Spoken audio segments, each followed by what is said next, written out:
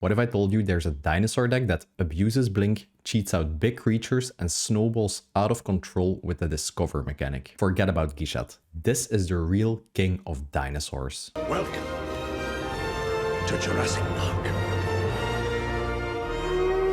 Pantlaza, Sun favored. Pantlaza is easily one of the strongest dinosaur commanders ever printed. And not just because of the obvious tribal synergies, but because how efficient and reliable of a value engine he really is. For 5 mana, we get a 4/4 dinosaur that allows us to discover whenever Pantlaza or any other dinosaur enters the battlefield under our control. The discover trigger allows us to exile the top cards of our library until we hit a non-land permanent with mana value less or equal to the toughness of the dinosaur that just entered the battlefield. Then discover allows us to either cast that card for free or put it into our hand. And this optional cast is what makes Discover better than Cascade. Since with Cascade we actually have to cast a spell or we lose it in exile forever. Use it or lose it. With Discover, if we had like a board wipe, a removal spell, a protection spell, we can just put it into our hand and save it for later use. Pantlaza's ability only triggers once per turn, and honestly that's a good thing because this card would be absolutely broken if it didn't have this restriction. But we can easily get around that restriction in 2 easy ways. The first way is that we run a ton of blink effects. Since Pantlaza's ability doesn't care about us casting the dinos, they just have to enter the battlefield. So blinking any dinosaur, making it leave the battlefield and then enter the battlefield again, will re-trigger Pantlaza. The second way is that we run a ton of cheat into play cards. Since Pantlaza doesn't actually require us to cast the dinos, we can just cheat them into play, they enter the battlefield, and we do get the discover trigger. And here's where it gets really good. We can use most of these blink and cheat effects on instant speed during our opponent's turns. That means instead of just getting 1 discover trigger per turn cycle, we actually get like 3 or 4. And this is where Pantlaza goes from a good commander to an absolutely insane explosive commander. The amount of value you can get out in this deck by as early as turn 5 is absolutely ridiculous. But here's the real kicker. Even without Pantlaza on the board, this deck still works. This deck is packed with a ton of ram creatures, value creatures, support creatures. Even without Pantlaza, we can still play a really strong mid-range dinosaur deck. But when you do have Pantlaza on the board, this deck just explodes. Pantlaza is not the easiest deck to pilot, and you will need a couple of games played with it to actually get the hang of it. But once you got the experience and you know how to play this deck, it's just an incredible value machine. But Panzer,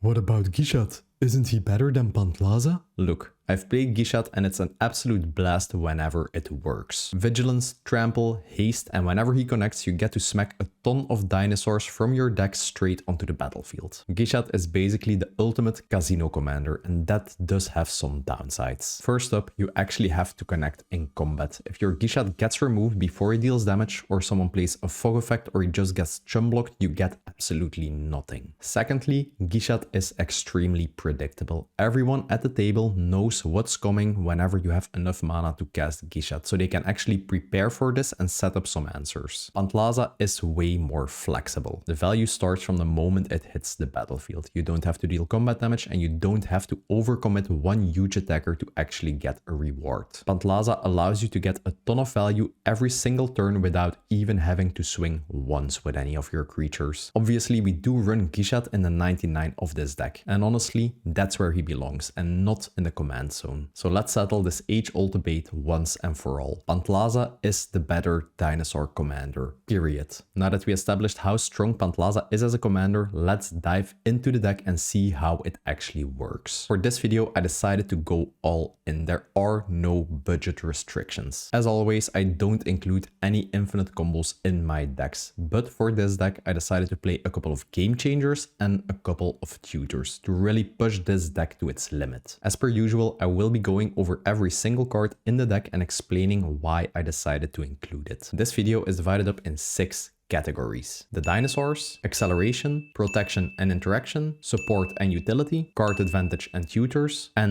the lands. Let's start with the backbone of this deck, the actual dinosaurs. Luckily for us, dinosaurs are a really strong tribe. A ton of them have really good ETB triggers, they are really big bodies that can end games, and most of them have a really huge toughness to get the most out of Pantlaza's discover trigger. Tranquil Frillback, a 3 mana 3/3 dinosaur that whenever it enters the battlefield allows us to pay 1 green mana up to 3 times. For each time we decided to pay the 1 green mana, we get to choose one of its options. Option 1 allows us to destroy any artifact or enchantment on the battlefield, so if your opponents control a Rhystic Study, a Phyrexian Altar, this creature deals with it. Option 2 allows us to exile target player's graveyard. And nowadays, in modern day Magic, a ton of decks rely on actually using their graveyard. Be it a Necrobloom player that wants to use their graveyard to return lands to the battlefield, a Spellslinger player that wants to flashback spells, or even a classic Reanimator deck. Playing some graveyard hate in any of your decks might actually win you the game versus those opponents. And the third option, and probably the least interesting option, is you can gain 4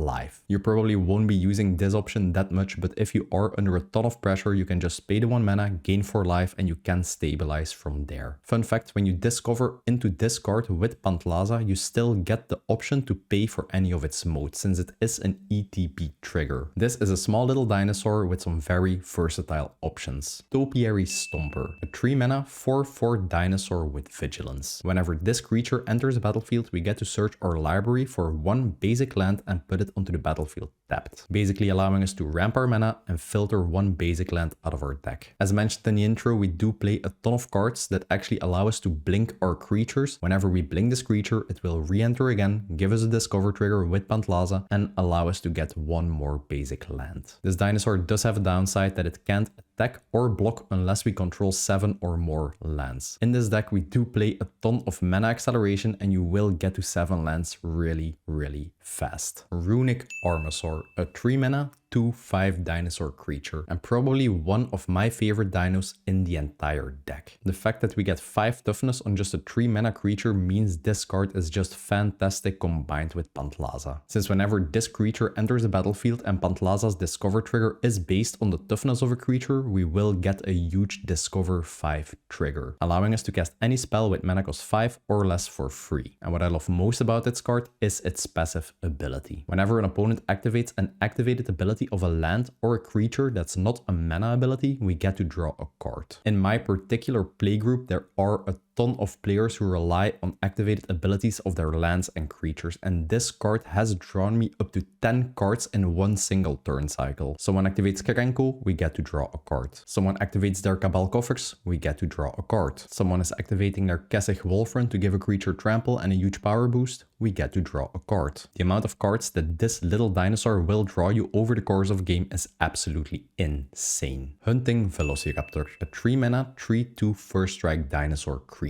Passively, this card will give all or other dinosaur creatures we cast Prowl 3. Prowl basically means that we can cast these cards for an alternate cost, in this case being 3 mana, whenever any creature dealt combat damage to an opponent that shares a creature type with the creature we cast. So to make it really simple, whenever you deal combat damage with a dinosaur, you can cast any dinosaur in your hand for just 3 mana, which you will see later in this video is absolutely insane with some of the huge dinosaur creatures we play in this deck. Just imagine casting one of the best creatures in this deck, Italy, for just 3 mana. This is quite an expensive card, and it's not the most reliable source to cheat our creatures out, since if your opponents have any blockers, you won't be able to deal combat damage, and this will just be a 3 mana 3/2 first strike creature. That being said, if you can deal combat damage and cheat one of your biggest dinosaurs in your deck out for 3 mana, you can just win the game on the spot. Bronzebeak Foragers, a 4 mana 3/4 dinosaur creature that acts as some sort of a grasp of fate. Whenever this creature enters the battlefield, for each opponent we get to pick 1 non-land permanent they control, and it gets exiled until this creature leaves the battlefield. Yeah, you heard me right.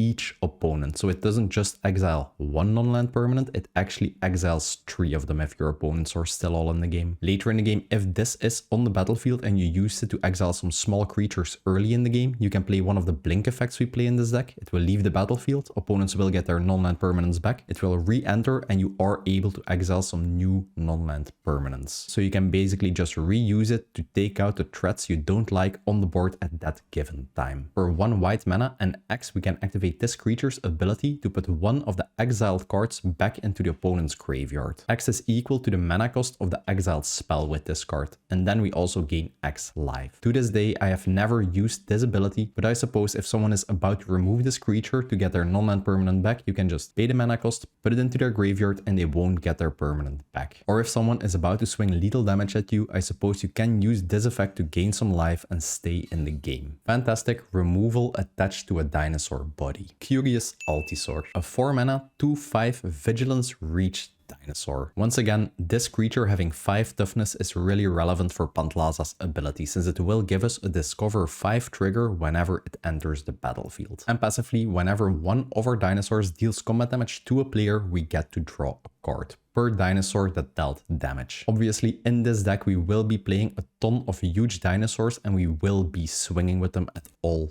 times. When we do get combat damage through, this creature allows us to refill our hand. Hulking Raptor, a 4 mana 5/3 dinosaur with ward 2, meaning if our opponents want to target this creature with a spell or an ability, they will have to pay an additional 2 generic mana. When this creature is on the battlefield at the beginning of our pre-combat main phase or our first main phase, we get to add 2 green mana to our mana pool, just accelerating our mana by a ton and allowing us to ramp into one of our bigger dinos. Do be warned, if you don't use this mana in your first main phase and you go to combat, you will actually lose it. Mana always empties from your pool if you change phases, unless the cards state otherwise. Bone Horde Dracosaur, a 5 mana 5/5 flying first strike dinosaur dragon. Really weird creature type combination if you ask me. And the effect of this card is really interesting and really out of place for dinos. It's more some sort of a dragon effect. At the beginning of our upkeep, we have to exile the top 2 cards of our library, and we can play them from exile this turn. If we exiled a land card this way, we get to create a 3/1 dinosaur creature token. If we exiled a non-land card this way, we get to create a treasure token. This card will always give us some insane value. We do get some awesome card advantage because this card will give us access to 2 extra cards every single turn. And on top of that, he will also generate us a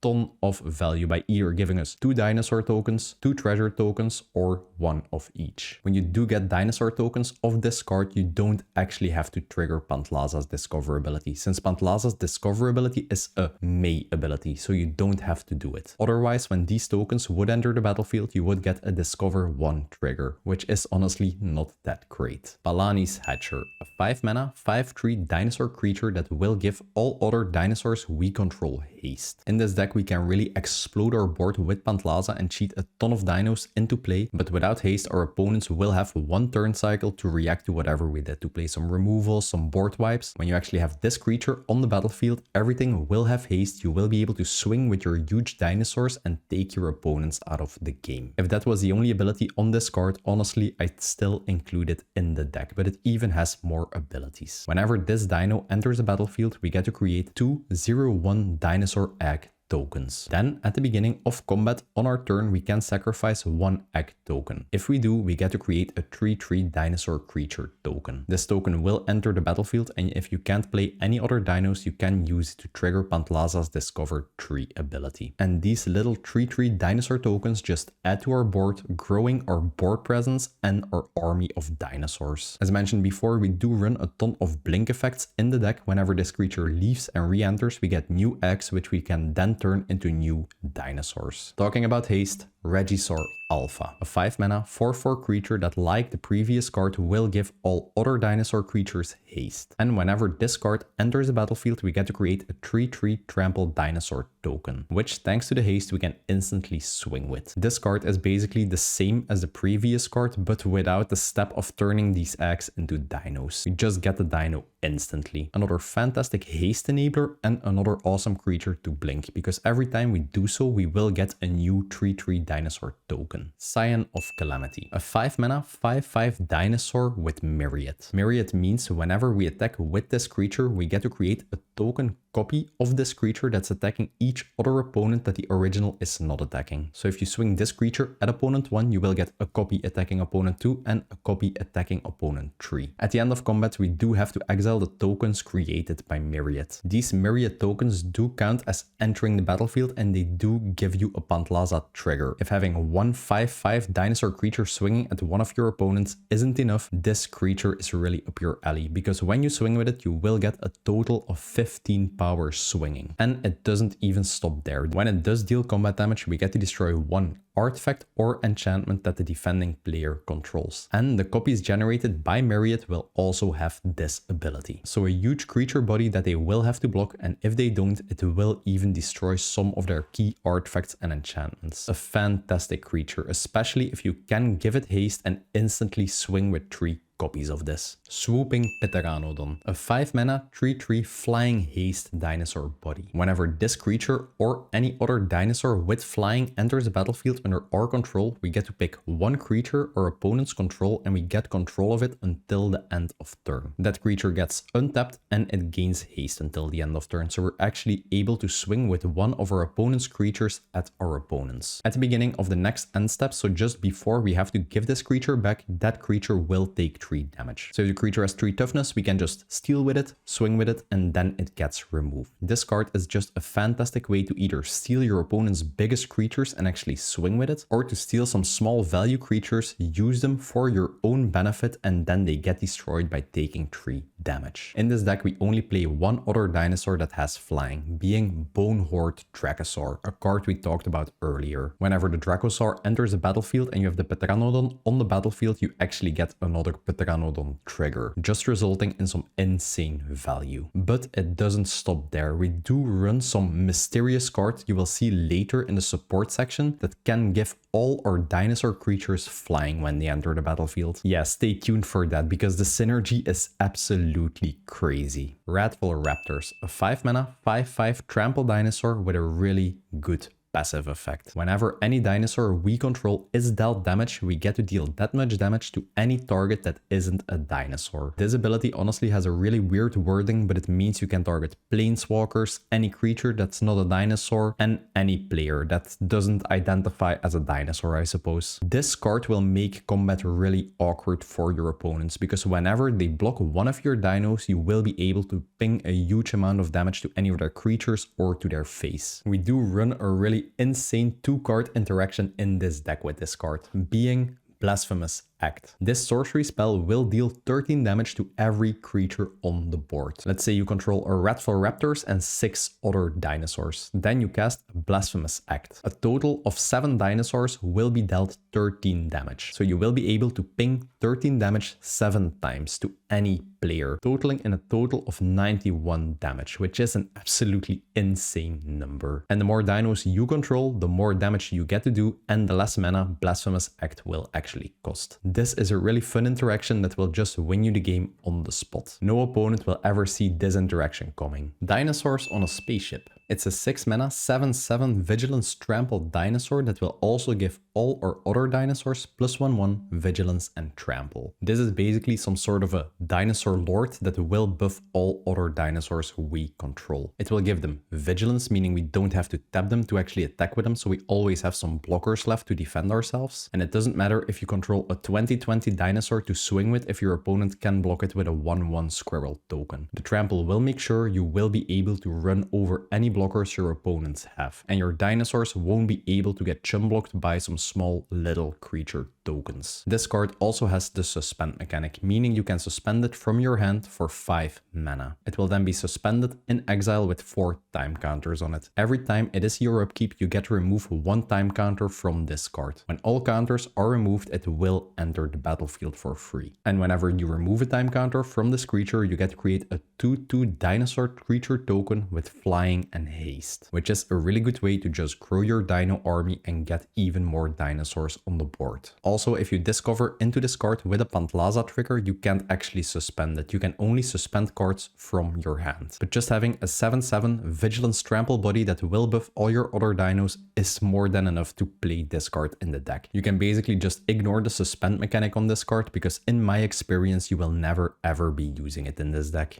Earthshaker Dreadmaw, a 6 mana 6/6 trample dinosaur body, and it has a really simple ability. Whenever it enters a battlefield, we get to draw one card for each other dinosaur we control. This is one of the most valuable creatures in the entire deck. Let's say you have a total of 4 other dinosaur bodies on the board, which yeah, in this deck you will have all of the time. For 6 mana, you get a 6/6 huge dinosaur body, and you also get to draw 4 cards. Pretty good deal. If later in the game you run out of cards in your hand, you can just play any of the tutors we play in this deck, go fetch up this creature, and you will instantly be able to refill your hand. And don't forget, we also play a ton of blink effects in this deck. If you can just blink this creature, make it leave the battlefield, re-enter again, you will get a new trigger and you will be able to draw a ton more cards. Italy, Primal Storm, one of the more classic and well-known dino cards in the Commander format. A 6 mana 6/6 dinosaur with an awesome attack trigger ability. Whenever Italy attacks, each player exiles the top card of their library. Then for every spell we exiled, we are allowed to cast that spell for free without paying the mana cost. The value on this attack trigger is absolutely insane. Let's say you swing with Italy and every player exiles the top card of their library. 2 players hit a land which you can't do anything with, and 1 player hits a murder and another player hits a Farseek. You will be able to destroy 1 creature with a murder, and you will be able to get a basic land out of your deck absolutely for free, which is honestly in itself already really insane value. But let's say you actually get really lucky with an Italy trigger. 1 player exiles a Blightsteel Colossus, 1 player exiles an Elesh Norn, we exile a Dinosaurs on a spaceship, and the last opponent just exiles a land. You now get to cast a total of 25 combined mana costs for absolutely free, and you just will instantly win the game if you get some lucky Italy triggers. And as you've seen before, in this deck we do play some cards that give haste to our dinos, meaning whenever you play Italy, you're instantly able to swing with it and generate an immense amount of value. Just the fun and the randomness on Italy is enough to include it in the deck for me. Kogla and Yidago, a 6 mana 7/7 ape dinosaur turtle. Yeah, I know, some of the types these creatures in this deck have are absolutely ridiculous. Whenever this creature enters the battlefield, we get to choose one of 2 options. First option allows us to make it enter with haste and trample, just giving us a huge 7/7 body with trample we can instantly swing with. And the second option makes it able to fight any creature we don't control whenever it enters the battlefield, acting as some sort of a removal spell. Because let's be honest, what creature will win of a 7/7 creature in any combat scenario? This card also has an activated ability we can activate whenever this creature is in our hand. For 4 mana, we get to destroy any target artifact or enchantment on the board. Then we get to shuffle this creature into our library and then draw a card, just acting as some sort of a cycle ability that allows us to deal with any problematic artifact or enchantment on the battlefield. This is one of the more versatile cards in the deck, and that's what makes Magic cards great. Versatility, just giving you options that you can choose what to do with at any given board state. Ravenous Tyrannosaurus, a 6 mana 6/6 dinosaur body with the Devour Tree mechanic. Devour Tree basically means whenever this creature enters the battlefield, we get to sacrifice any number of other creatures. Then this creature will enter the battlefield with 3 additional +1/+1 counters for each creature we sacrificed. So if this card enters the battlefield and you decide to sacrifice 3 other creatures, this will be a 15/15 dinosaur body, which is absolutely crazy. Especially since when you do this, Pantlaza will give you a Discover 15 trigger. If you then have a crazy card on the top of your deck with a really high mana cost, you just get to cast it for free. And as you will see in a later section, we do play a ton of cards in this deck that actually allow us to manipulate the top card of our deck and control what's on top and what we discover into. So for just sacrificing some mana dorks or some small dinosaur creatures, we get an immense huge dino body. Big creature bodies are really fun, especially if you can give them trample, but without any additional effect, they're actually useless, since your opponents can just use their 1/1 goblin token to block them. That's why they gave this card an absolutely insane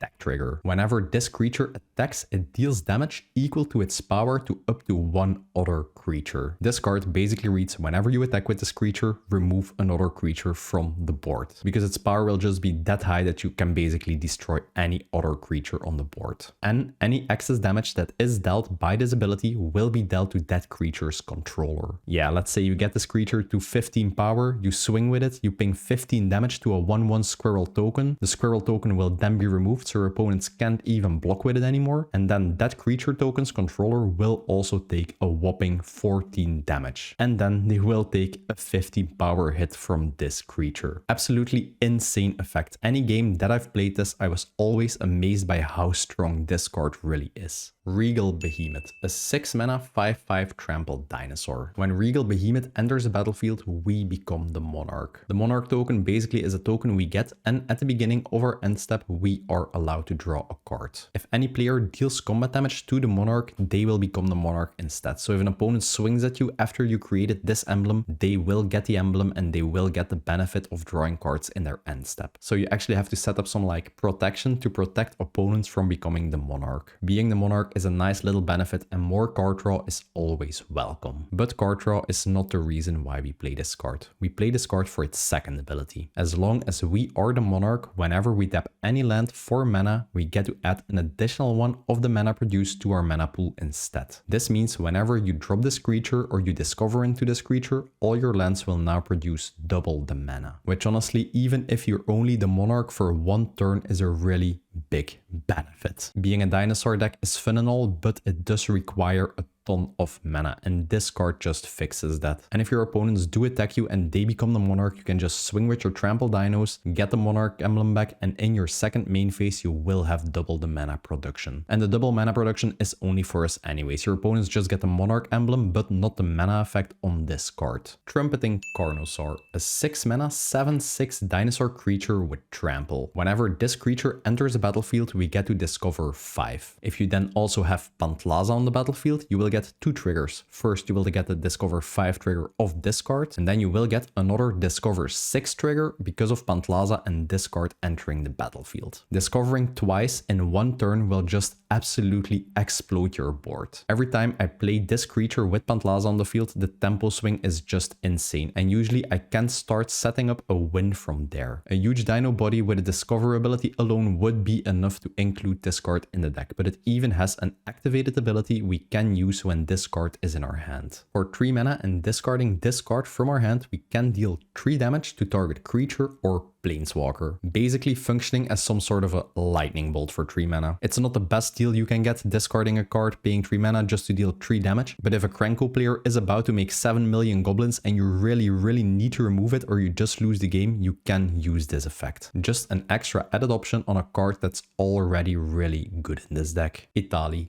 Primal Conqueror. Honestly, this is the strongest dinosaur in the entire deck. Change my mind. It's a 7 mana 7/7 trampled dinosaur creature. Whenever it enters the battlefield, each player exiles the top cards of their library until they hit a non-land card. Then we are allowed to cast those spells without paying their mana costs. This is basically the other Italy, but an ETB trigger instead of an attack trigger, which makes it really insane. As I explained with the previous Italy, even if you get some low value spells like a Brainstorm, a Murder, a Farseek, the value is already really good. If you do manage to hit some really expensive or game-changing cards, Italy will just win you the game on the spot. And the benefit this has over the other Italy is that players actually have to keep exiling cards until they hit a relevant target. Lands don't even get hit by this effect. So this version of Italy will always grant you 4 spells you can always cast. And since we do play a ton of blink cards in this deck, we can even blink this creature, make it leave the battlefield, enter the battlefield, and we will just get the trigger once again. Italy is just one of those cards that can instantly win you the game whenever you resolve it. And for 9 generic mana and 1 for action mana, we can also transform this card, turning it into an 11/11 trample indestructible dinosaur. Whenever the backside of Italy deals combat damage to a player, that player also gets that many poison counters. Whenever an opponent is at 10 poison counters, they will just instantly lose the game. Since this is an 11/11 trample body you're swinging with, your opponent opponents basically have to block this or they instantly lose the game. The backside is a nice little tool you can actually use versus some decks that barely have any blocker creatures, but the main reason why we play Etali is just the front side. The ETB trigger is just way too good. Fun little fact, if you transformed Etali to its backside and you actually blink it, it will return to the battlefield front side up. Every card that has a front side and a backside, whenever it leaves the battlefield and enters again, will always enter with its front side up, triggering those effects. Flaming Tyrannosaurus, a 7 mana 5/5 menace dinosaur. The first time I actually got to know about this card was when I was making my €50 Van Street Thief deck. And in that deck,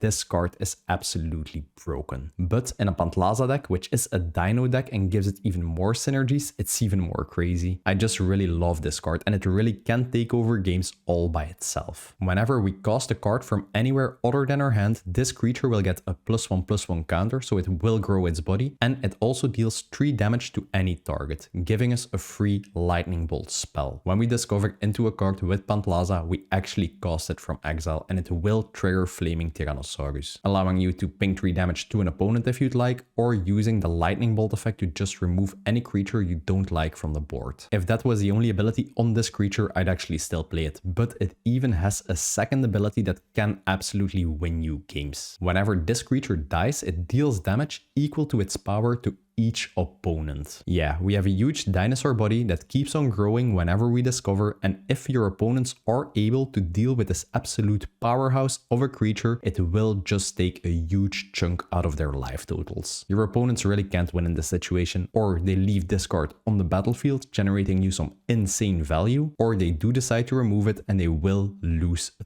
ton of life. By far one of the more unique dinosaurs ever printed. Vaultborn Tyrant, one of the newer dinosaurs we got in the Big Score subset of Outlaws of Thunder Junction. It's a 6/6 trample body, and whenever this creature or any other creature we control with power 4 or greater enter the battlefield, we get to gain 4 life and we also get to draw a card. As you've seen by now, in this deck we do play a ton of dinosaurs which all have more than 4 power, so this card will translate in us gaining an immense amount of life and drawing us a ton of cards. The fact that this card already draws you a card whenever you play it, basically replacing itself, makes it really good. But it doesn't stop there. A life gaining, card drawing huge dinosaur body wasn't enough. Whenever this creature would die, we get to create a token copy of itself. So if your opponents are able to deal with this creature that absolutely has to be dealt with, you will just get a token copy of it with exactly the same abilities. If the token enters the battlefield, you will also gain 4 life and draw a card. So your opponents will basically have to deal with this creature twice. If the token copy actually does get removed, you won't get a new token copy. It's not like an infinite token generating thing. It's just if the original dies, then you get a token copy. And let's take a moment to really appreciate how beautiful the alternate art version of this card is. I just really love the frame. Galta, Stampede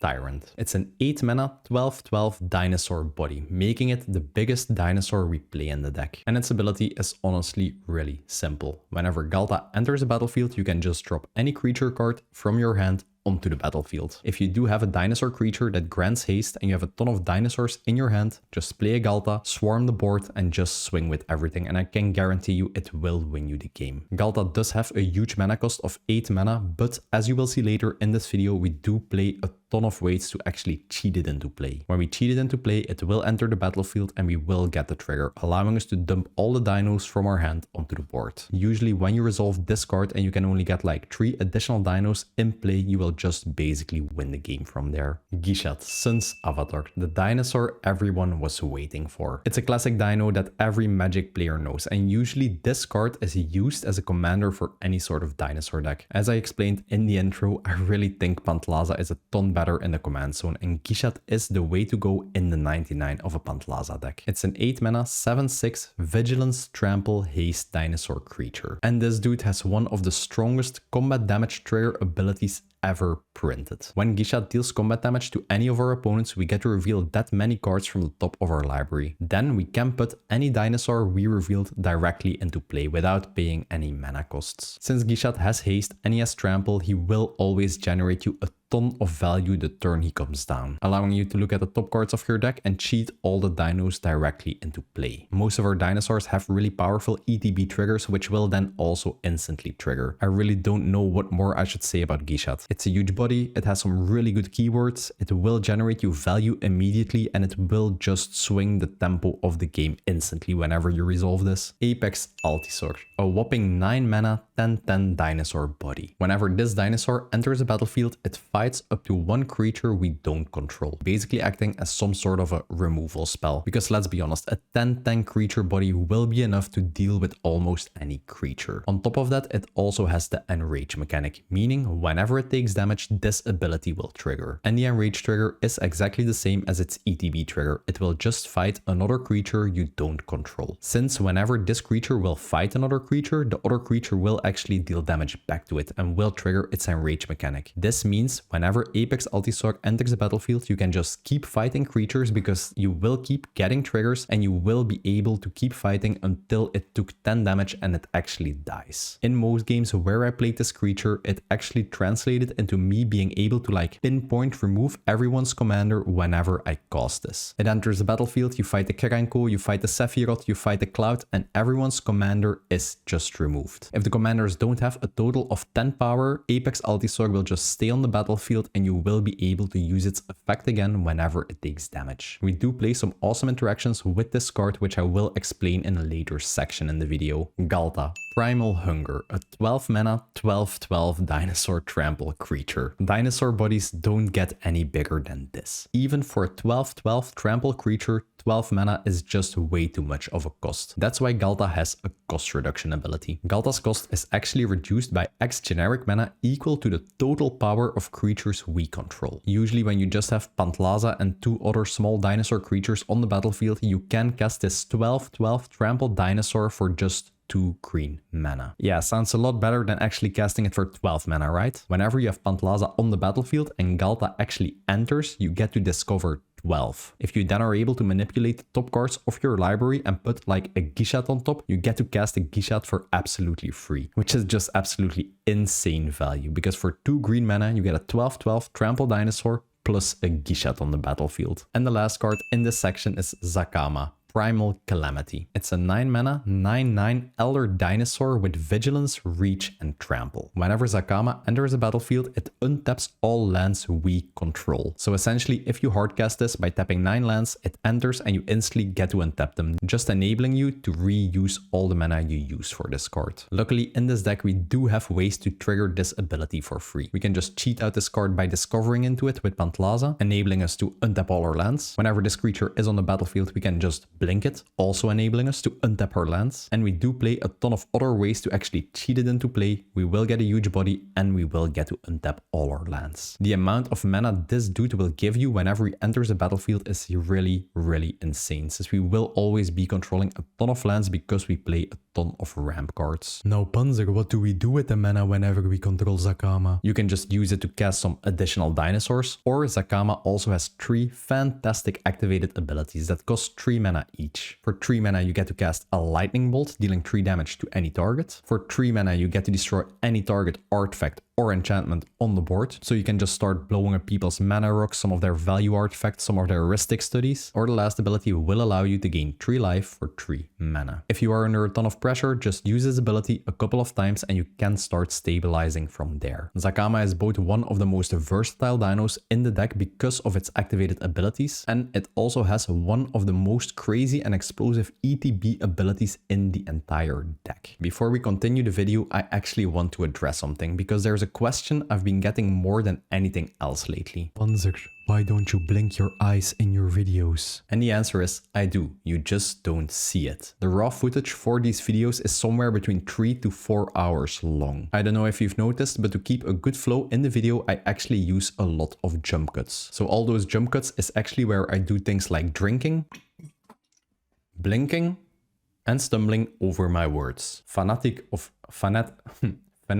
Ronas. So no worries, I actually do blink my eyes sometimes, and I'm not a robot. Now let's get back to the deck. Next up we have the acceleration section. Pantlaza is a really fantastic commander, but he is really mana hungry, so we do need to run a ton of acceleration spells, both to allow us to hardcast any of our dinos and to get Pantlaza out as early as possible, so we can actually start the value chain going as soon as possible. Birds of Paradise, a classic 1 mana dork that will tap for mana of any color. This creature will allow us to cast Pantlaza or any of our other value spells 1 turn earlier, and it also really helps with our color fixing. Later in the game, this card also serves as a perfect blocker for any huge flying creature your opponents are swinging at you. Wild Growth, a 1 mana enchant land card. Whenever the enchanted land is tapped for mana, we get to add 1 additional green mana to our mana pool. This card will basically allow us to start ramping as soon as turn 1, and when we untap on turn 2, we will already have access to 3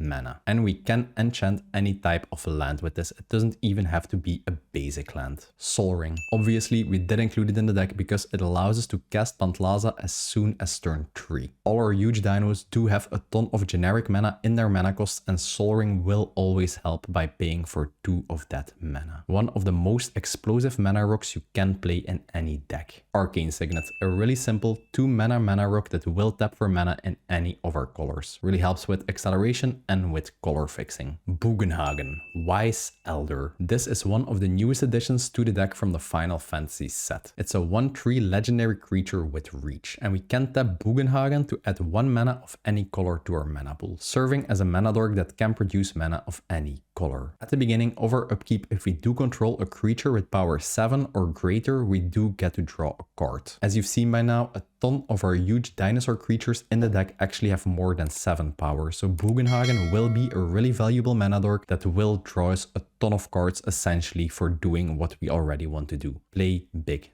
dinosaurs. Bugenhagen is some sort of an experimental card in the deck, and it has proven to be really nice. But there are 2 other cards you can actually change this with. One of the swaps you can make in the deck is changing Bugenhagen for Herd Heirloom. It's a 2 mana artifact that will add 1 mana of any color to our mana pool that we can only use to cast creature spells. We can also tap it to give 1 creature trample until the end of turn, and whenever it deals damage to an opponent, we get to draw a card. The reason I prefer Bugenhagen over this is because we can only use the mana to cast creature spells, and in this deck we actually run a ton of instant sorceries and enchantments. The second card you can replace Bugenhagen with is Otepec Huntmaster. It's a 2 mana creature that will reduce the mana cost of any dinosaur spell we play by 1 generic mana. Obviously, this effect is really fantastic in this deck, and it will reduce the cost of all your dinosaurs. That being said, for the same reason as why I don't play Herd Heirloom, we do play a ton of enchantments, and this card will just do nothing for those. It does have the nice little benefit that you can tap this creature to give 1 dinosaur haste. But we already play a ton of effects in this deck that will give all our creatures haste, so it seems like somewhat of an overkill to me. That being said, if you do prefer one of these 2 cards to Bugenhagen, just swap them out. It really doesn't make that big of a difference. All 3 cards will accelerate your game plan. I just think Bugenhagen is the best option because of the fact it will give you card draw for free. Fanatic of Ronas, a 2 mana 1/4 creature that will tap for 1 green mana. Excellent 2 mana dork, and it also serves as a perfect blocker you can use early in the game since it has 4 toughness. That's not the reason why we play it though. We play it because it has the ferocious mechanic, meaning if we control a creature with 4 or more power, this creature will actually tap for 4 green mana, which is absolutely insane. The entire plan of this deck is getting Pantlaza onto the battlefield as early as possible, and Pantlaza actually has 4 power. Then this simple 2 mana creature will tap for 4 mana instead of 1, which is just absolutely insane acceleration. For 4 mana, it also has the Eternalize mechanic, meaning whenever this creature is in our graveyard, we can pay the 4 mana, exile this card, and create a 4/4 zombie token copy out of it. So later in the game, if your opponents play the board wipe, remove this, it died in combat, you can just recast this from your graveyard as a 4/4 creature, and you will have an awesome mana dork on the battlefield again. Really versatile and underrated mana dork, honestly. Intrepid Paleontologist, a 2 mana 2/2 creature that will tap for mana of any color. So once again, an excellent 2 mana dork. On top of that, this creature also has an activated ability for 2 generic mana that allows us to exile any card from any graveyard. Once again, if you play against reanimation players, landfall players, spellslinger players, and they want to flashback a card or reanimate a card, you can just pay 2 mana, exile the target, and their game plan is ruined. And if you actually manage to exile some dinosaur creatures with this effect, you can just cast them from exile for as long as you control this creature. When you do, they will end enter the battlefield with a finality counter, meaning if they die, they do get exiled permanently. So this card is not only a mana dork, it's also a really good recursion value later in the game to actually start recasting some of the dinos you lost over the course of the game. Fantastic card in the deck. Nature's Lore and 3 Visits. Both cards are essentially the same, but they do have a different name, so we can include both in the deck. Both are 2 mana sorceries that allow us to get a forest card from our library and put it into play. It doesn't even enter depth. And these cards also don't say basic forest, so you can actually use these cards to grab any land that has the forest type. For example, any of the shock lands we play in this deck. Really excellent 2 mana acceleration cards that will also help you by filtering lands out of your deck. So later in the game, the chances of you actually drawing lands instead of some useful cards are reduced. Shadow in the Warp, a 3 mana enchantment that reduces the cost of the first creature spell we play every turn by 2 generic mana. Usually in most turns you will only be casting 1 creature, and preferably a really huge dinosaur that will give you a discover trigger with Pantlaza. Shadow in the Warp just functions as an enchantment that gives an insane cost reduction for that creature. And if you have Shadow in the Warp on the battlefield, Pantlaza will only cost you 3 mana if you don't have to pay any commander tax, which is absolutely crazy for Pantlaza. As a nice little benefit, whenever an opponent casts their first non-creature spell in a turn, they will take 2 damage. If you can resolve this early in the game, the damage on this actually does add up quite a lot, because every deck, no matter what type of deck they play, they will be casting non-creature spells at the cost of 2 damage per spell per turn when they do so. Shadow in the Warp might seem really underwhelming on paper if you see it as a card, but if you play it, trust me, you'll love this card. It's really strong. Wood Elves. Whenever this 3 mana creature enters the battlefield, we get to search our library for a basic forest card and put it into play. Like with 3 Visits and Nature's Lore, it can be a non-basic forest and it even enters the battlefield untapped, so you can instantly use the green mana it produces. Now, why do we play an elf in a dinosaur deck? It's really simple. Like I said, we do play a ton of blink effects, and whenever we blink Wood Elves, we're just allowed to get a new basic forest, ramping us and filtering our deck. Smothering Tide. Usually I don't include any game changer cards in my decks, but as mentioned in the intro, I really wanted to push this deck to its limit. Smothering Tide is the first of 3 game changer cards we play in the deck. It's a 4 mana enchantment, and whenever an opponent draws a card, they have the ability to pay 2 generic mana. When they don't, we get to create a treasure token. Every player will be drawing at least 1 card every single one of their turns. And trust me, people really don't want to pay extra mana to prevent you from getting treasure tokens. 1 turn cycle will usually translate into us getting an additional 3 treasure tokens, which is absolutely ridiculous value. And that's not even taking into account our opponents drawing extra cards on their turns. If someone plays a Brainstorm, they have to pay 6 generic mana, or we get to generate 3 treasure tokens. There is a reason why they made Smothering Tide into a game changer, and that is because this card is just way too good. The amount of value this card will even generate you for sticking around for 1 turn cycle is just ridiculous, let alone if your opponents don't deal with it and it sticks around for a couple of turns. If you've never played this card or it's too expensive for you, just proxy it, play it once, and trust me, you'll really start appreciating how good this card is, and you'll understand why they made it into a game changer. Talking about really broken cards, the last card in this section is the Great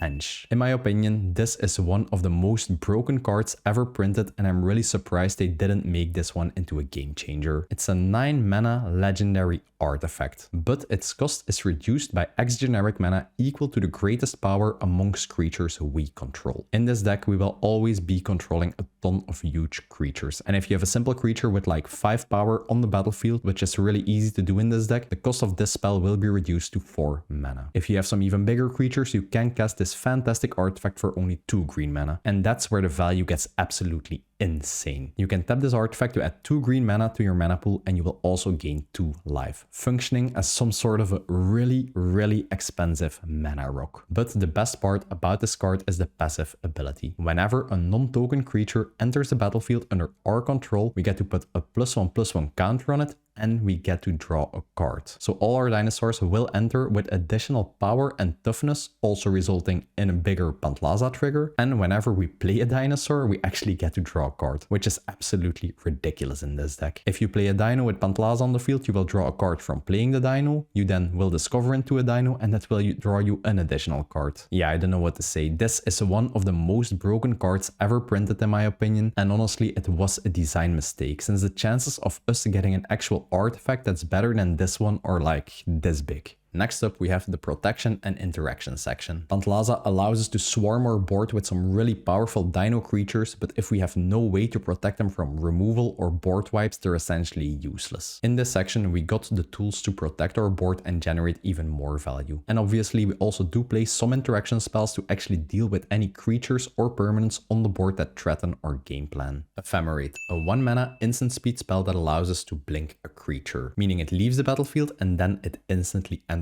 the battlefield again. Now, blinking creatures has a couple of advantages in this deck. If you, for example, control Pantlaza and an opponent is trying to remove it by playing a spot removal spell, you can just blink it, Pantlaza will leave the battlefield, enter again, and the spell will have an invalid target and it will just fizzle. So you can use this to protect Pantlaza and your other value creatures from any sort of spot removal. In this deck, we also do play a ton of powerful ETB effects. So actually blinking a creature will give us double the value on any of our ETB creatures. If you play an Atali, you will get a huge ETB trigger that will usually win you the game. For just 1 mana, you can blink Atali, make it enter again, and you will get a new huge Atali trigger. If you play an Earthshaker Dreadmaw to draw a ton of cards from your dinos, you can just ephemerate it again, leave the battlefield, enters again, and you will draw that many cards once again. If it's your turn and you already got a Pantlaza trigger from playing a dinosaur, you can pass the turn to your opponent in their turn on instant speed. You can just ephemerate one of your dinos, will leave the battlefield, enter once again, and because it is a new turn, you will get a new Pantlaza trigger. Blinking is really, really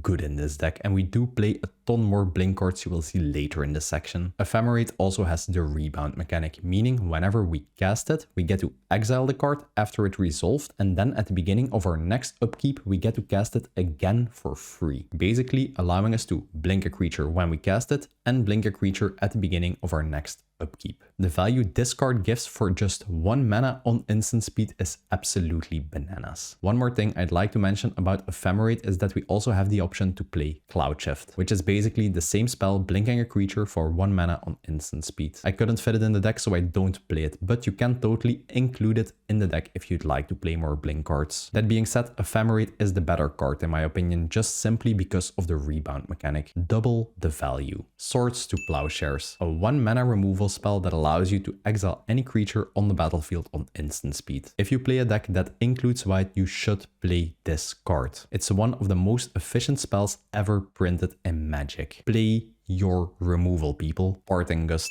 This is one of the most versatile blink/removal cards we got in the Bloomburrow set. It's a 2 mana instant speed spell with the gift mechanic, which means whenever we cast this spell, we can decide to gift an opponent a tapped fish token, which is just a 1/1 little token. If the gift wasn't promised, we get to blink a creature, meaning it leaves the battlefield and at the beginning of the next end step, it will re-enter again. The main purpose of this is blinking our own creatures, obviously. They will also enter with an additional +1/+1 counter, which will make our Pantlaza trigger a little bigger. And if we do promise the gift, just giving an opponent a little fish token, we can exile target non-token creature permanently, just functioning as a 2 white mana removal spell. Once again, I really love versatile cards, and this card being usable as a 2 mana removal spell or a 2 mana blink spell is just the perfect fit for the deck. Eerie Interlude, a 3 mana instant speed spell that allows us to exile any number of creatures we control. Then they will get returned to the battlefield at the beginning of the next end step. This card does have a ton of uses in the deck. First up, when an opponent plays a board wipe, for example, you can just exile all your creatures,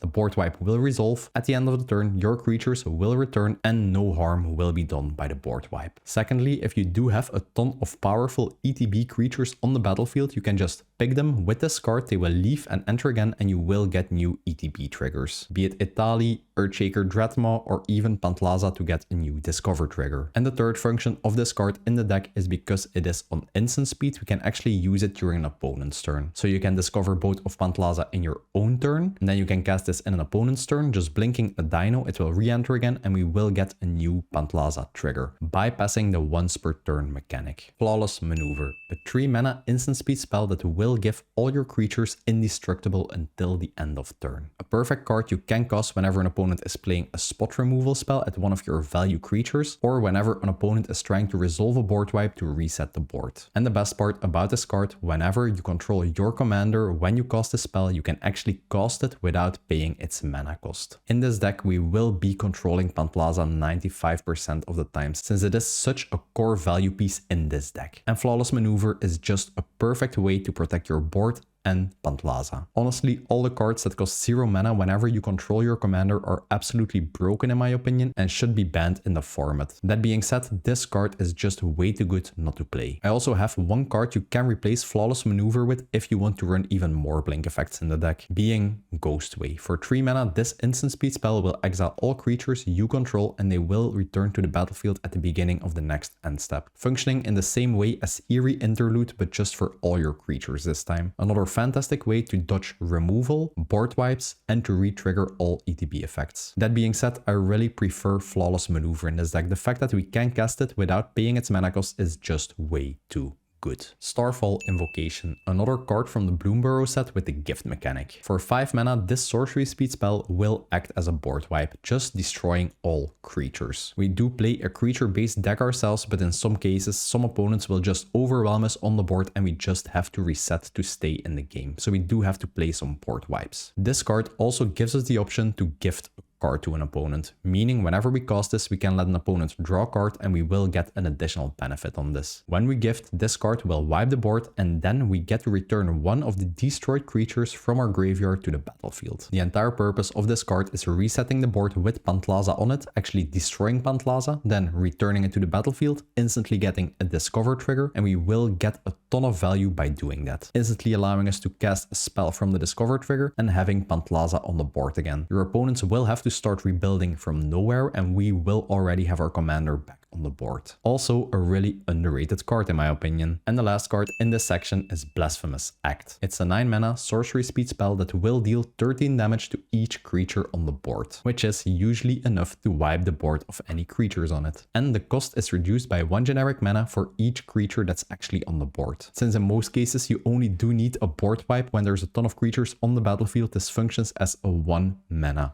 board wipe. And as mentioned before, if you can manage to get a Wrathful Raptors on the battlefield, the 13 damage will be redirected to any target you'd like and you can take any opponent out of the game with this. Usually this will win you the game. If you like this type of content and you want to support me and the channel, check out the YouTube membership program. All members will get early access to any of the decks that I make before the videos go live. You will get access to exclusive member-only chat rooms in the Panzer MTG Discord server. You will get access to awesome Panzer MTG emojis you can use anywhere on Discord or YouTube. And at the highest tier, you can even submit your deck for review by me. If you want to check it out, click the join button or check the link in the description below. And big thanks to all the current YouTube members. Next up, we have the support and utility section. These are the cards that really glue everything in the deck together, but these cards didn't fit any of the other categories. Smuggler's Surprise, a 1 mana card from the Outlaws of Thunder Junction set that has the spree mechanic, meaning whenever we cast this, we do have to pay an additional cost depending on what modes we choose. When we do so, we can choose 1, 2, or all 3 of these modes. The first option for 2 generic mana allows us to mill 4 cards and put 2 land or creature cards from amongst those cards into our hand, giving us some sort of card advantage. The second mode for 5 additional mana allows us to put up to 2 creature cards from our hand directly onto the battlefield. This allows us to cheat any of our huge creatures like Zakama or Gishath directly from our hand into play. Since Pantlaza triggers whenever a dino enters the battlefield, we will also get a huge discover trigger. And the third mode for just 1 additional generic mana gives all our creatures with power 4 or higher hexproof and indestructible until the end of turn. So for just 2 mana, you can make all big creatures you control indestructible and untargetable at any spot removal. Obviously, all the options on this card are just fantastic, let alone if you can combine all of them. When you discover into this card with Pantlaza, since spree are additional costs, you can actually pay them when this spell resolves. Or if you don't have any mana left, you just discover this card into your hand instead of casting it, and you can save it for later use. If you know your opponent is about to cast a board wipe soon, you can just keep this in your hand as some sort of a protection tool. Legion's Initiative, a 2 mana enchantment that will give all red creatures we control +1 power and all white creatures +1 toughness. And since all white dinos also get +1 toughness, you will actually be able to discover for 1 more with Pantlaza. For 2 mana, we can exile this enchantment, and then we also get to exile all creatures we control. At the beginning of the next combat phase, all creatures are returned to the battlefield under our control, and they will also all get haste. This card is really ridiculous. If you do have a ton of dinos on the battlefield and you can't actually swing with them and it's still your first main phase, you can just activate this, exile them, they will re-enter, and they will all get haste, functioning as some sort of a haste enabler. It also functions as an awesome blink spell, just blinking your entire board and re-triggering all your ETB effects and giving you a huge discover potential with Pantlaza. And if someone plays a board wipe, you can just pay the cost, exile everything, board wipe resolves, everything comes back afterwards, and everything is fine. This honestly is one of the most underrated cards that some Pantlaza decks aren't even running. Rhythm of the Wild, a 3 mana enchantment that will make sure all your creature spells can't be countered. So if you do play in a pot with a ton of control players, this is just a fantastic card to have in the deck. On top of that, it will also give all your creatures Riot, meaning whenever a creature enters the battlefield under your control, you can choose one of 2 options. Or you can make him enter with an additional +1/+1 counter, just having your dinosaurs have an even bigger body and allowing you to discover more. Or you can make him enter with haste, instantly enabling you to swing with them, which is really good since we do play cards like Itali that do trigger on attack. Luminous Broodmoth. It's a 4 mana 3/4 flying insect creature. Whenever any creature we control that doesn't have flying would die, it gets returned to the battlefield in the beginning of the next end step with a flying counter on it. This honestly is one of the best cards in the entire deck. If you have some valuable dinos on the battlefield and your opponents are actually trying to spot remove them, they will die and then just return to the battlefield. Even better, because now they will have flying. If you have a ton of dinosaur creatures on the board and someone plays a board wipe, they will all survive the board wipe and return with a flying counter, re-triggering all of their ETB effects. If you get into combat and your opponents are actually blocking your huge dinos and they would die in combat because of death touch or your opponents controlling some really big creatures, it doesn't matter because they will just return to the battlefield with a flying counter, re-triggering Discover on Pantlaza and re-triggering their own ETB abilities. This card actually makes your opponents think twice about removing your creatures or blocking your creatures. And this card also interacts really well with some of the cards in this deck. Let's say you have this card on the battlefield and then you play an Apex Altisaur. You get to fight a ton, and let's say the Apex Altisaur dies. It then just returns to the battlefield and it gets to fight once again. If one Apex Altisaur isn't enough to clear the board,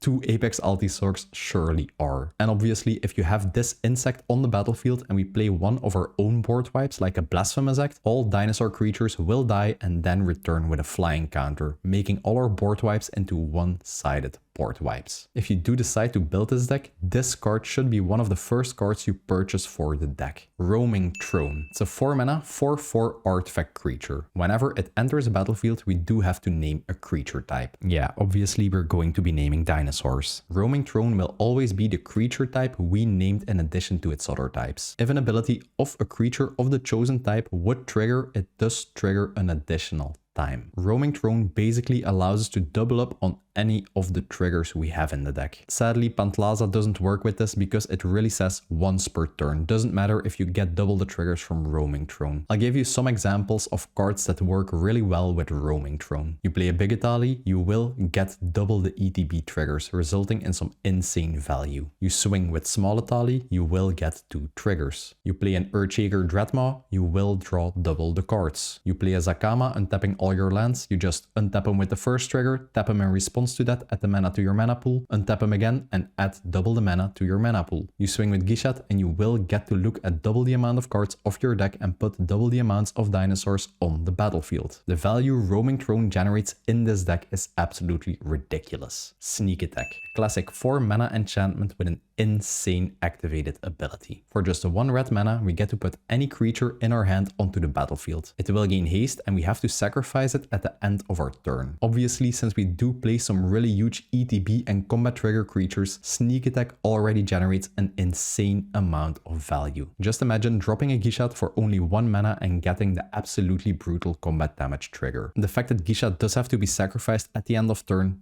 doesn't even matter because it will have generated an insane amount of value. If we do put Gishath onto the battlefield this way, we will get a huge Pantlaza Discover trigger since we don't actually have to cast the dinos to get the Discover trigger. But it doesn't stop there. This ability can be used on instant speed, not only on sorcery speed. So during our turn we cheat a Gishath into play, get a Discover trigger of Pantlaza, then we pass the turn to an opponent. During their turn we pay 1 red mana to cheat a Colossal Dreadmaw into play, allowing us to get another Pantlaza trigger. During opponent 2's turn, we pay 1 red mana to cheat another dino into play, another Pantlaza trigger. And during opponent 3's turn, we also pay 1 red mana to cheat another dino into play and get another Pantlaza trigger. The value you get from Sneak Attack is just insane, especially since you can trigger Pantlaza really easily with this in opponent's turns, allowing you to get like 3 or 4 Pantlaza Discover triggers during one simple turn cycle. And Sneak Attack combos really well with Luminous Brute mod, since when you have this insect on the battlefield and you cheat a Gishath into play, you get to swing, you get a Discover trigger, you get a Gishath trigger, and then you have to sacrifice Gishath. You will sacrifice him, the mod will return him to the battlefield with a flying counter, which is absolutely ridiculous value. Really fun and really good interaction in the deck. And as you will see later in the video, we do play a ton of tutors to actually go fetch this combo. And the last card in this section is Cryptic Gateway. It's a 5 mana artifact that allows us to tap 2 untapped creatures we control. If those 2 creatures have the same creature type, we are allowed to put any creature type that shares a type with them directly from our hand into play. You can really create some insanely powerful scenarios with this card. Let's say you control 5 Dinosaurs and Pantlaza. You decide to drop this card, tap 2 Dinosaurs and cheat another dino into play directly from your hand, and you will get a Discover trigger. Then you pass to your opponent's turn and you decide to tap the dino you just cheated into play and another dino to cheat another dino into play, getting you another Pantlaza trigger. Yeah, you get the point. You can use this card during your opponent's turn to instantly cheat dinos into play and get additional Pantlaza triggers. The fact that you can instantly use any dino you just cheated into play with this to tap again during an opponent's turn to pay for another dino cheating into play is just crazy. When looking at some other Pantlaza decks online, I barely saw any representation of this card, which is really weird because in playtesting, this card has won me a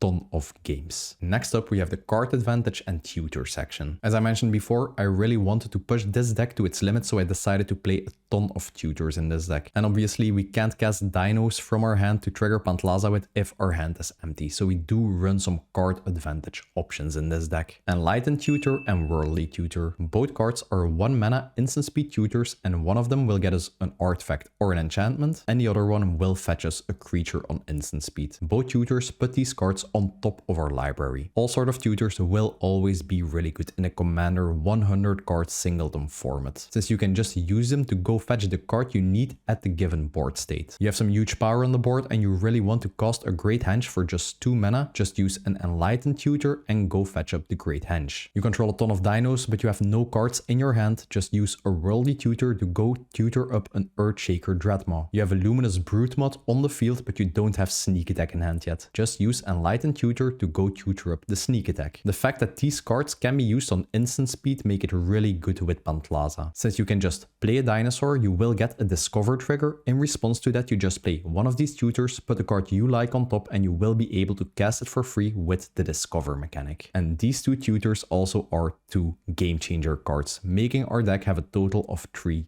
game changers. Cream of the Crop, a 2 mana enchantment that I saw being represented in a ton of other Pantlaza lists online. At first, I really didn't get this card. It seems really weak. But combine this with Pantlaza and it's actually one of the strongest cards in the deck. Whenever a creature comes into play under our control, we get to look at the top X cards of our library, X being the power of that creature. Then we get to pick one of those cards and put the rest on the bottom of our library. What this card does is essentially give us control of what card cards we discover into. Let's say you have this card on the battlefield, Pantlaza on the battlefield, and you play a 12/12 dinosaur. You then get to look at the top 12 cards of your library, and let's say you see that the top card was a Soul Ring. You see that in those 12 cards you also hit a Galta Stampede Tyrant, and you decide to put that card on top and the rest on the bottom. Then the discover mechanic of Pantlaza will trigger, and you can put Galta into play and put all dinosaurs from your hand into play. Without Cream of the Crop, you would have gotten a Soul Ring instead of this awesome effect. Cream of the Crop really is an auto inclusion in the deck, and during playtesting I really saw how potent this card can really be. It just makes sure you can actually choose what cards you discover into with Pantlaza, and yeah, it's just insane. You have to play it to know how good it is, but trust me. Finale of Devastation. It's a 2 green plus X mana cost sorcery. When we cast this, we get to search our library or graveyard for any creature with mana value X or less, and then we get to put it onto the battlefield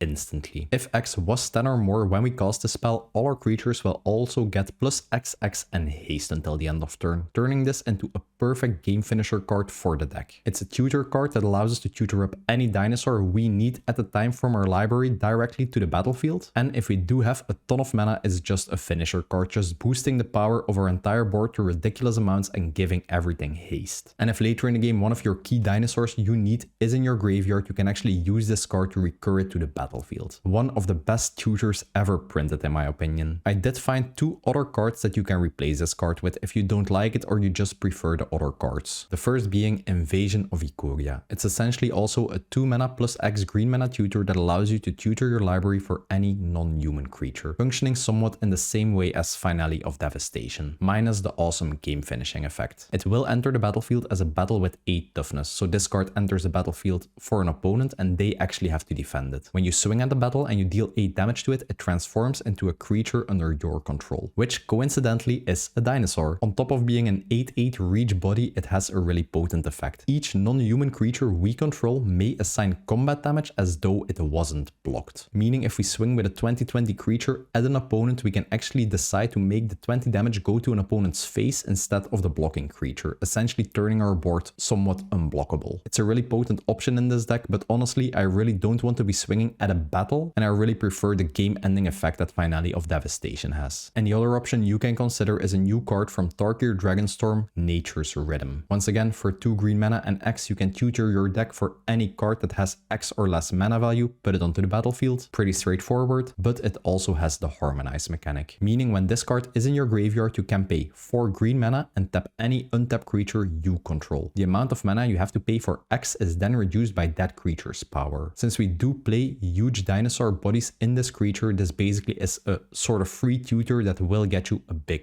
body. Really good card, but I don't think it is as good in this deck as Finale of Devastation. Fun little note, if you do hit Finale of Devastation with Pantlaza, X will always be 0. You can't pay mana for it, so if you hit it with Pantlaza, always add it to your hand instead of casting it for 0, because you won't have any targets when you cast it for 0. Sylvan Library. Probably one of the strongest 2 mana enchantments ever printed. The wording on this card is really weird, but I'll make it really simple to understand. At the beginning of your upkeep, you get to draw 2 additional cards, so you will be drawing 3 cards at the beginning of your turn. Then you have to put 2 of the drawn cards back on top of your library, or you can choose to not do so. If you choose to keep the cards in your hand, you have to pay 4 life per card you decided to keep. What can I even say about this card? It's a 2 mana enchantment that will allow you to draw 2 additional cards every single turn. Absolutely insane value. Honestly, the 8 life is a really small cost to get this much card advantage. You can always pay it at any given time, unless you are under a ton of pressure. Life is a resource anyways, people. Use it. Elemental Bond.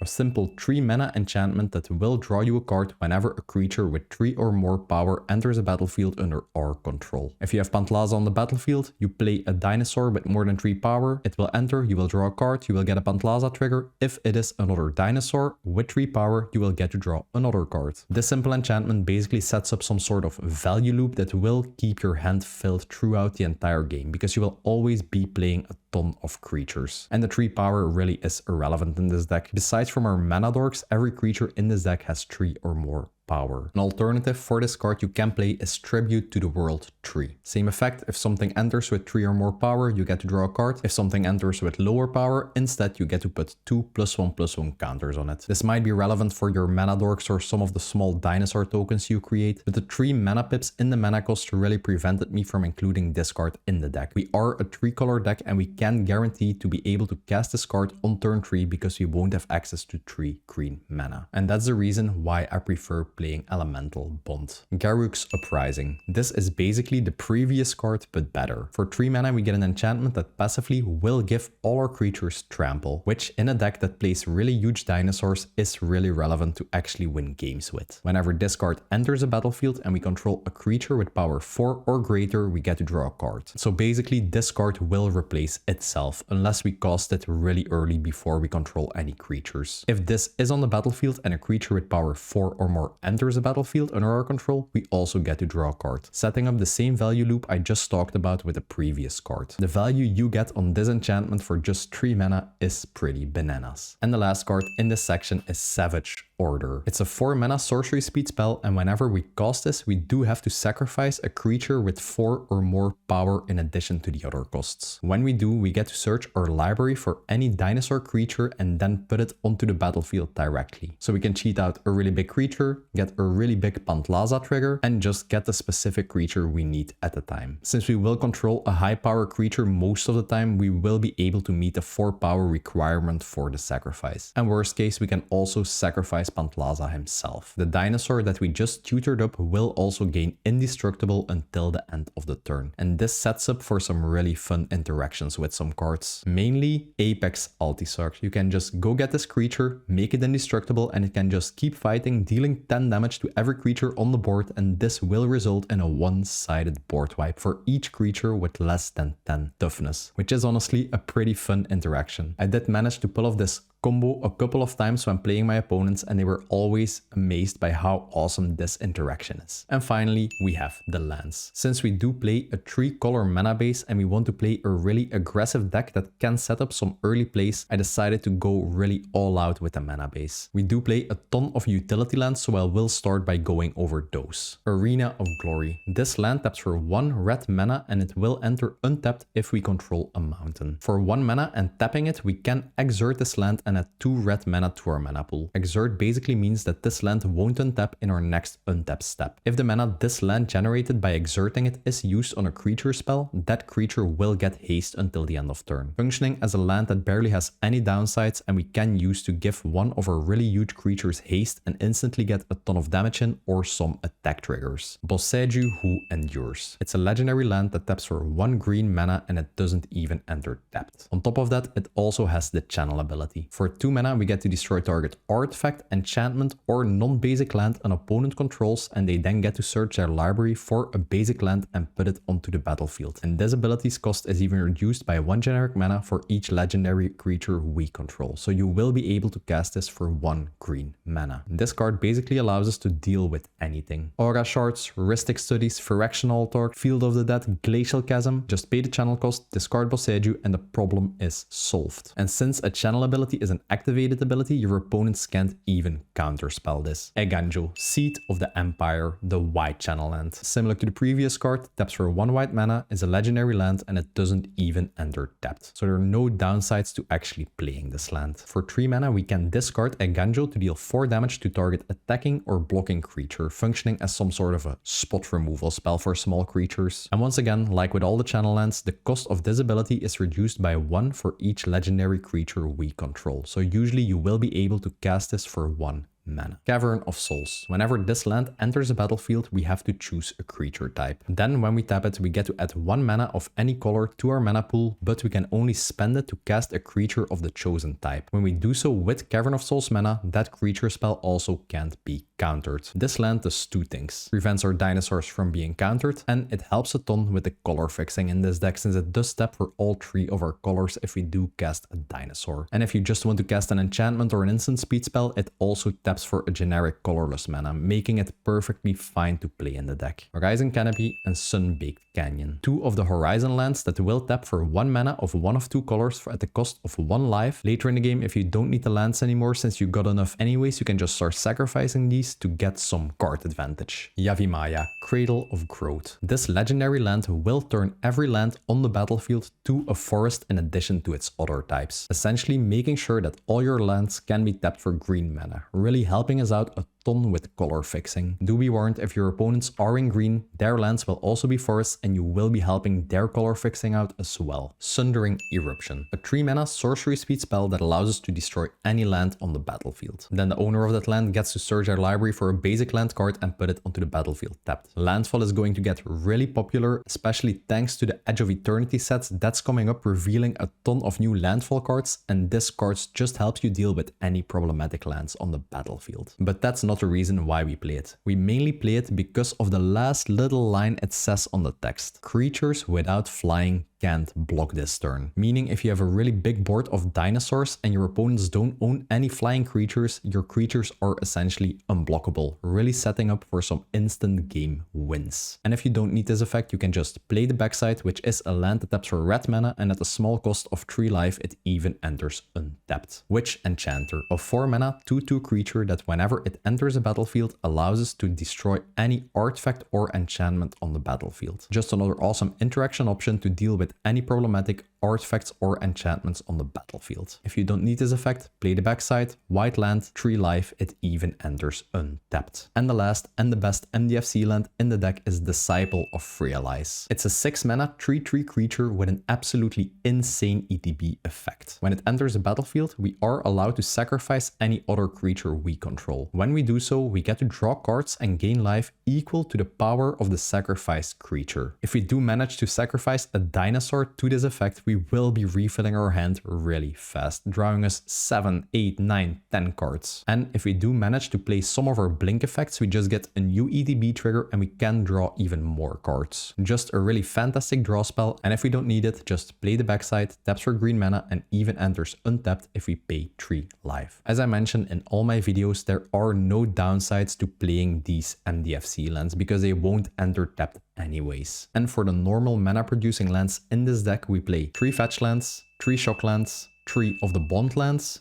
2 check lands, 2 verge lands, 1 triome, pain land, a command tower, a reflecting pool, 4 forests, 2 mountains, and 2 plains. And that's it for my in-depth Pantlaza Sun Favor deck. Honestly, this is one of the strongest decks I've ever made on this channel, and it turns every turn into a value fiesta. It's a really hard deck to play, but it really rewards you if you really know what you're doing. And let's be honest, what's more fun than learning how to play a really complex deck? It's been a while since I did a deck without any budget restrictions, and I had a ton of fun making this one. If you made it this far into the video, drop a dinosaur emoji in the comment section below, so I know you're a part of the endgame crew of these type of videos. At the point that this video is live, all the cards in the new Edge of Eternity's magic set will be revealed. And obviously, I will be working on some in-depth deck on those new commanders. Thanks for watching, and I will see you in the next one.